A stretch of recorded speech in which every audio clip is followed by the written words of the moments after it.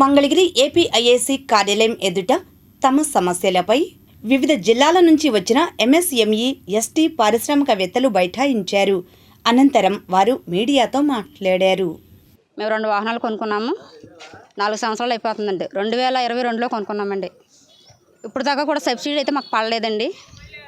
2022లో పడలేదు, 2021లో కూడా పడలేదు, 2002లో కూడా పడలేదండి. 4 సంవత్సరాలు అయిపోయింది, దగ్గర 5 సంవత్సరాలు కూడా వచ్చేస్తుందండి.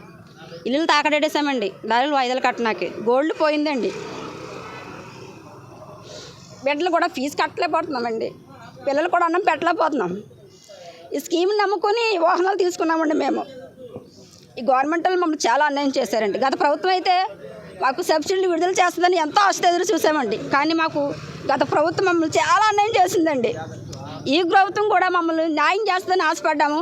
మన దీపావళికి అనౌన్స్మెంట్ చేశారండి చంద్రబాబు నాయుడు గారు. మేము చాలా సంతోషించామండి.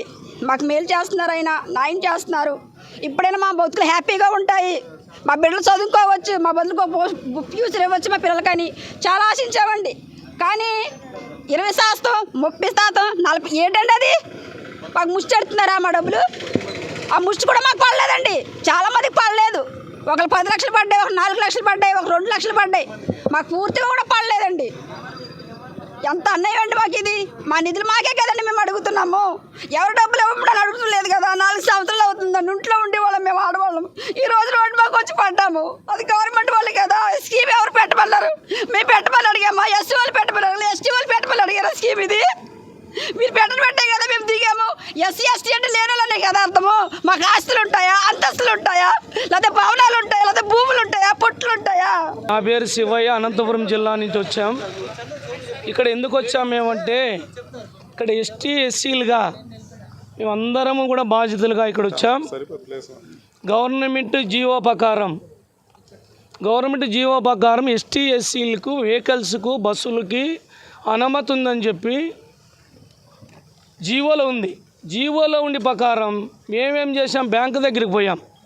బ్యాంకుల దగ్గరికి పోతే ఏమంటారు, అయ్యా మీకు ఎస్టీ ఎస్సీకి ఎవరు ఇస్తారయ్యా మీకు? బ్యాంకు వాళ్ళు ఎగతాలు చేశారు.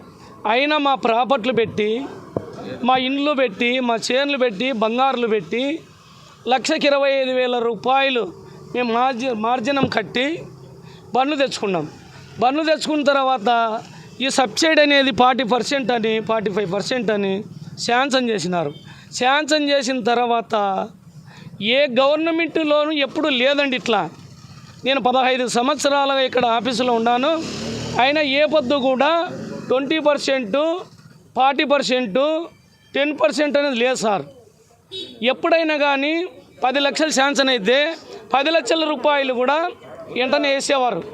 ఈ యొక్క ప్లాన్ యొక్క, ఈ సబ్సిడీ యొక్క, ఈ స్కీమ్ యొక్క ముఖ్య ఉద్దేశం ఏంటంటే, బడుగు బలహీన వర్గాలు పారిశ్రామికంగా అభివృద్ధి చెందాలని ఈ స్కీమ్ని సెంట్రల్ గవర్నమెంట్ ప్రవేశపెట్టడం జరిగిందండి.